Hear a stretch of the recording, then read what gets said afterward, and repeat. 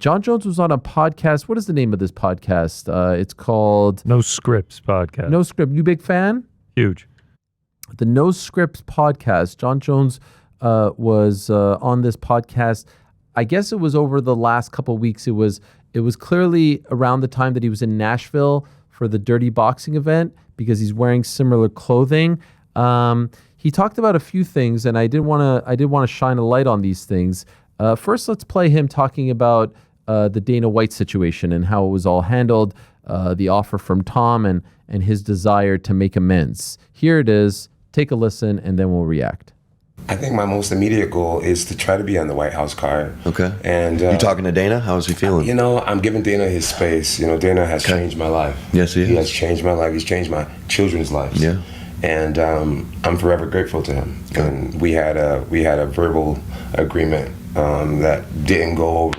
Mm-hmm. Well, can we pause right there? Pause right there. A verbal agreement. Remember, there was some reporting by a handsome fellow, I forget his name escapes me, who said on multiple occasions that Jon Jones gave his word to the UFC when they got him the $30 million that he was asking for, and then a couple of days later he reneged. Actually, Chael's version of the story is actually quite accurate. He was feeling himself at the time. He was getting some nice little reality show offers, and he's like, you know what? I don't need this money. I'm getting, a pretty penny to do this stuff. So here he is. Dana confirmed it, if you recall, back in June when they officially moved on. And now here's Jon confirming it. And as I've said multiple times, never came out and refuted it, regardless of what his fans or people may say about me being a quote-unquote Jon Jones hater, which is not the truth. I'm just telling you exactly what happened.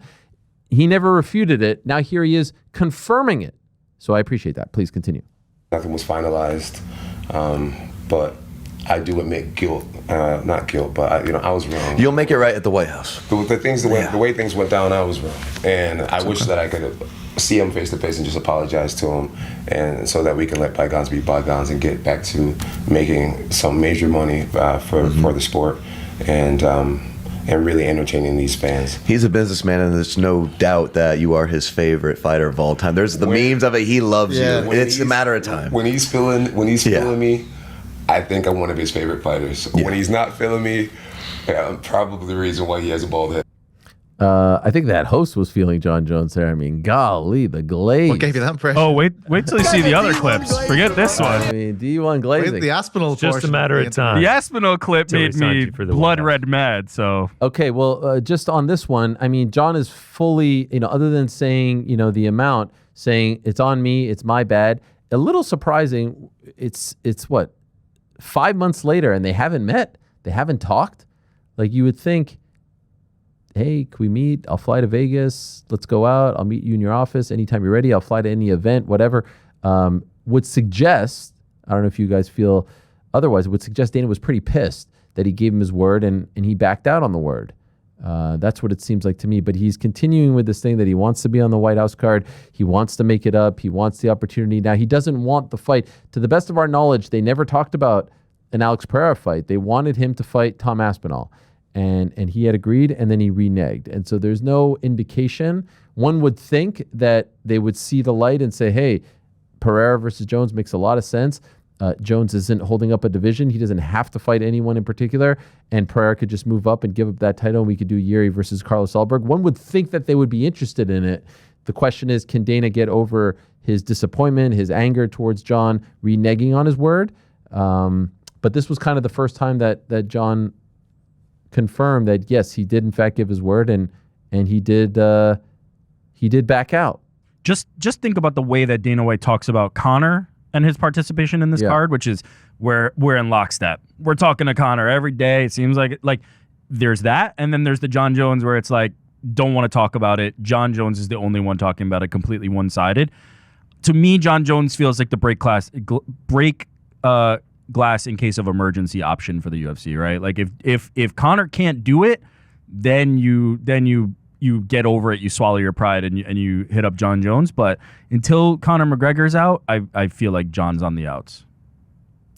Dana can't hold a grudge. Yeah. I'm unhappy with you. Heard this He did a lot for Jon Jones, though. Like, Yeah. I mean, that's the thing. The Like, think support, about all yes. the shit Jon Jones did throughout his career, and Dana was out there. Like in terms of him as a promoter, every time that Jones let him down. He was out there trying to pick up the pieces.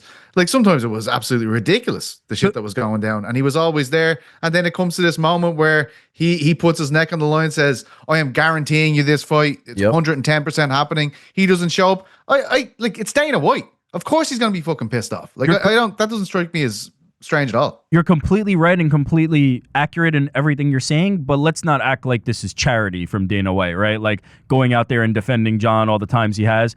It's because he was able to maximize profits on Jon Jones and drastically underpay him throughout his entire career to the point that Jon Jones needs to take this fight. Jon Jones should be retired on an island somewhere, actually not needing to fight because of all the money he's made for the UFC. So I'm not giving Dana any grace. It's not from the kindness of his heart. It's because it just gave him another opportunity to squeeze dollars out of Jon Jones and others like him. Continuing. But even if Jones versus Pereira does big business, Dana's the kind of guy who is going to be like, look, I did all this for you, and I went to bat for you, this and that, and you gave me my word, and I went out there and said it's going to happen, and I didn't deliver because of you. And so screw you. Like he will cut his nose to spite his face in that regard.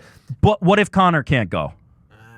Listen, you know what? Actually, Chael brought up a good point. Like it doesn't have to be someone like it could. What did he say? Ilya versus Islam. Islam? Well, there you go. We were just talking about it. It actually is an astute point that we were talking about in that, like, what if the American guy loses in the main event? Is that worse than just having two non-Americans in the main event? Because then you don't have to deal with like America losing at the White House and the symbolism of that and everyone kind of having a field day with that. It's actually not, I don't know if they're going to like shy away from it, but I didn't really think of that. In any event, so Jon is still campaigning. Let's see how it plays out. This is going to be a saga that we'll be talking about and watching for a while. He was also asked about Tom Aspinall. This was around a few days after the eye poke seen around the world. Of course, he showed up to the weigh-ins with a horse wearing an eye patch. He changed his Twitter profile pic to a duck wearing the eye patch, having a field day with this. Well, here's what he had to say about that incident. When Tom gets hurt, he's like immediately incapacitated. Mm-hmm. He poked my eye, and then he's like immediately. There's no like. He never tried to look. It was rag on the eye immediately. Dude, I would have been the silliest looking cat on national TV. Just trying. He didn't try. He didn't try. Same thing with Curtis Blaze. When he hurt his knee, there was no limping. There was no trying to get up. It was just like immediately.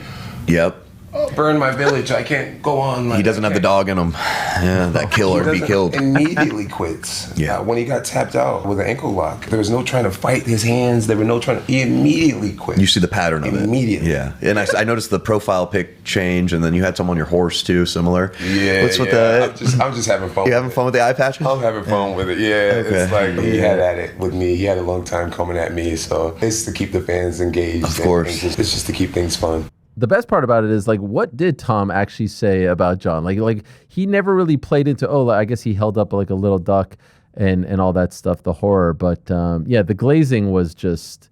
He doesn't have that Curtis dog Blades, in him, bro. The knee injury. He hit the air quotes for, I think it was a torn MCL, a torn meniscus, ACL damage, surgery, year recovery. He's just like blown out. Didn't even try to limp around. Didn't even give it the old college try. Just wouldn't even give it a try. He doesn't have that dog in him. Just doesn't have that dog. And then the thing of like, no, the other guy said that. The other guy said he didn't have that. He saw the patterns. Don't forget. The thing about not trying to open your eye, like, wasn't Aspinall being killed for the fact that, he opened his eye because he was trying to go on? Everyone keeps bringing up this thing of him saying, I can't see. Yeah, okay, that was his reaction. But he didn't tap out. He didn't do, anyway, not to like get into this back and forth because it's completely stupid, but it's like, you've never seen anyone talk so much shit about someone that he refused to fight, and not just refused to fight, but generational money. Like, no one has ever been offered $30 million, to the best of our knowledge, not even Conor, up front. This is pre-pay-per-view points.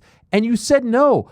And now you've gone on this tour shitting on the guy, calling him a quitter, saying that he doesn't have that dog in him, saying that he looks for the way out, the Curtis Blades. By the way, the Curtis Blades fight happened already.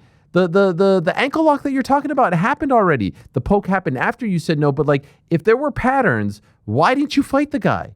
What was it about him? Did you feel like you weren't getting paid enough? Clearly not. You wanted that money. Did you feel like he wasn't on your level? Well, you were still getting paid to fight a guy who wasn't on your level. Isn't that the dream? I don't understand why he continues to do this and why no one says, well, then why didn't you fight him?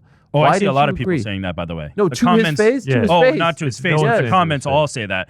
The one bit of bail I'll throw Jon Jones, who I don't agree with in most of his talks about Tom Aspinall, is he's been pretty consistent in saying the reason he didn't fight Tom Aspinall is because he doesn't believe Tom is on his level or a legacy-defining fight, and he goes out of his way to explain that he believes Alex Pereira is. Now, do I buy that? That's Terrell a different Gunn was question. legacy-defying? Come on. No. This was post that. I know, but it's just like none of it makes sense. None of it makes sense. I don't agree with it. Yeah. I don't agree with it. I think Tom would have been a suitable challenger and would have been a great fight.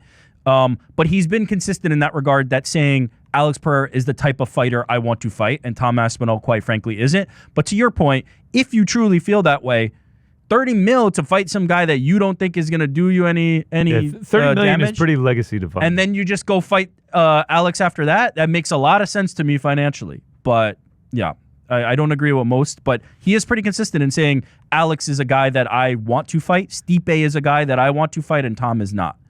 Blown out neat. John's going to get disqualified if he comes back and fights anyway. With everyone else so hypersensitive about these eye pokes, I mean, that's going to be interesting itself. He fights like this. Like genuinely, Jon Jones, you talk to you in interviews with guys who fought him. This is a massive part of their preparation, preparing for his range finding fingers. It's going to be very interesting if he comes back and fights in this day and age, because there's a sensitivity since the Aspinall situation about outstretched fingers and eye pokes. So, but the headline on Sunday would be Tom quits again. That would be the headline on Sunday that all the MMA fans would rush to say is, oh, he got poked in the eye. Well, he's to blame. F that guy. But yes, you make a great point about Jon Jones and the eye pokes. He is notorious for it.